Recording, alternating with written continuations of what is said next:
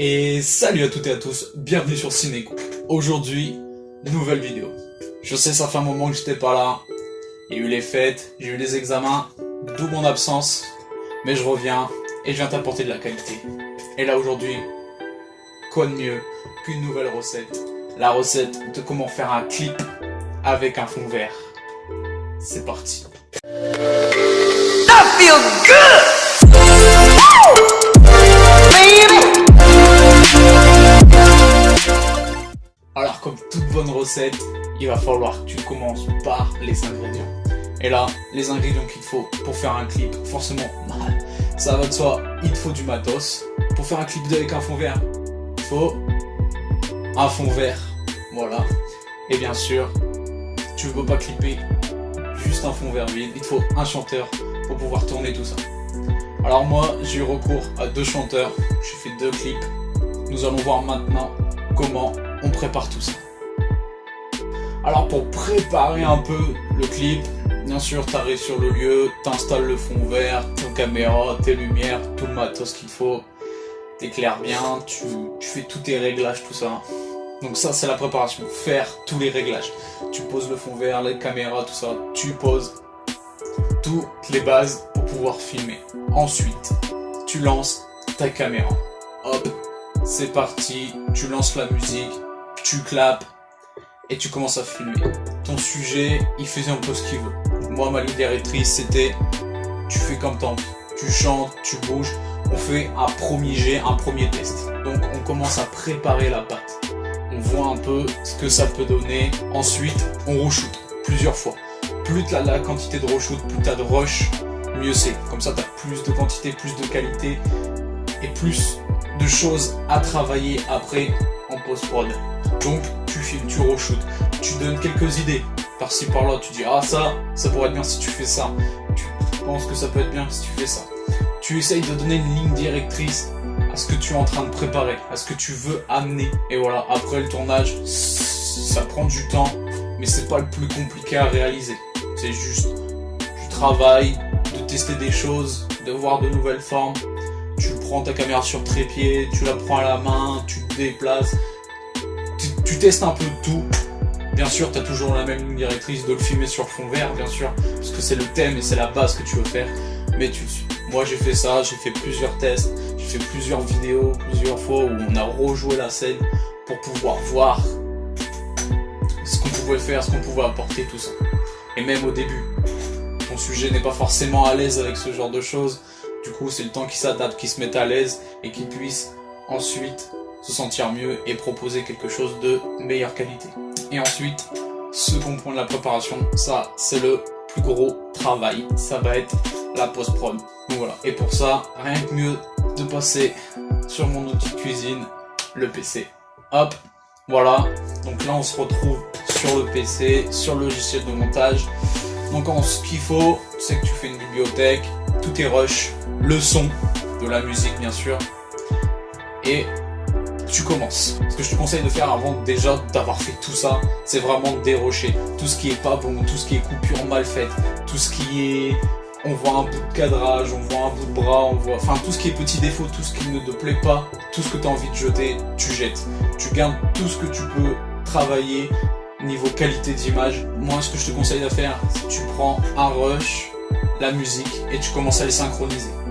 Tu synchronises, donc voilà, donc si t'as un clap, ça se fait tout seul. Tu synchronises sur le clap, tu mets un marqueur, tu mets le début de la musique sur le clap. Tu vois à peu près avec les paroles comment ça se passe. Sinon, tu peux prendre ta vidéo, la musique et les synchroniser en même temps sur le logiciel. Ça se fait très bien. Donc voilà, donc tu fais ça pour chaque rush que tu as gardé. C'est un peu long, mais tu le fais. Et en fait, quand tu fais ça, ensuite tu fais faire un plan composé. Comme ça, tu sais que si tu bouges quelque chose, le son sera toujours gardé avec l'image. Tu n'auras pas de décalage de son, de voix, tout ça. Si c'est bien synchronisé, tu fais nouveau plan composé et hop, tu sais que ça va pas se désynchroniser et ça c'est génial. Tu le renommes par rush 1, rush 2, rush 3, rush 4. Donc voilà, une fois que tu as mis tous tes rushs synchronisés, ce que tu fais, c'est que tu prends chaque rush, tu les mets l'un au-dessus de l'autre. Donc ensuite tu passes au fond vert. Donc en fond vert, ce que tu dois faire, c'est que tu prends ton rush, et là on va travailler avec un outil qui s'appelle le keying. Donc ça s'appelle une petite pipette, voilà. Mais sur ce logiciel là, donc sur After Effects ça se fait naturellement, mais là sur DaVinci, ce que tu dois faire c'est que tu dois créer une sortie alpha. Donc voilà, tu cliques droit, hop, sortie d'alpha, tu relis à l'image, c'est nickel. Là au moins tu pourras voir ton keying, ta sélection de couleurs bien faite. Du coup tu prends la pipette et là tu cliques sur le vert. Tu vois qu'il y en a encore un peu partout, tu essaies de cliquer un peu partout, tu prends la pipette plus, tu gommes un peu partout, tu essaies de régler un peu sur les contours pour abaisser les contours, qu'il y ait moins de vert possible. Voilà. Et là tu t'en retrouves avec un découpage autour de ton personnage. Donc ensuite tout ce que tu as à faire c'est d'aller chercher une image. Donc là moi j'ai pris un background uni et un background d'une vidéo, comme ça on peut voir les deux.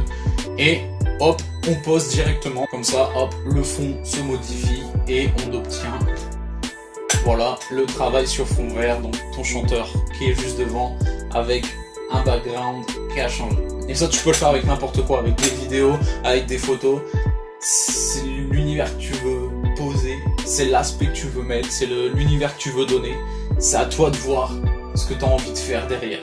Donc voilà, et une fois que tu as fait ça, un nouveau plan composé avec le fond vert, du coup tu marques 1.1, 1.2, du coup là tu sais que tout est déjà fait, tu sais ce que tu avais envie de mettre, tout ça, et là hop, tout ce que je te conseille à faire c'est de superposer tous tes rushs de nouveaux plans composés, et ensuite tu fais le travail de ce qu'on appelle le multicam.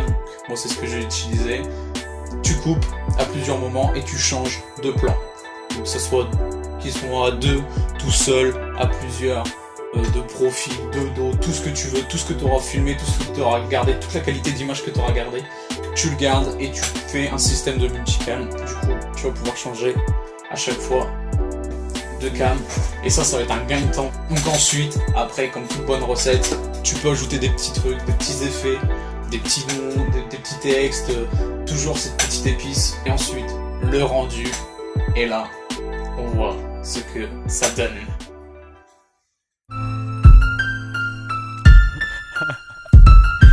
Pas grave, laisse tourner.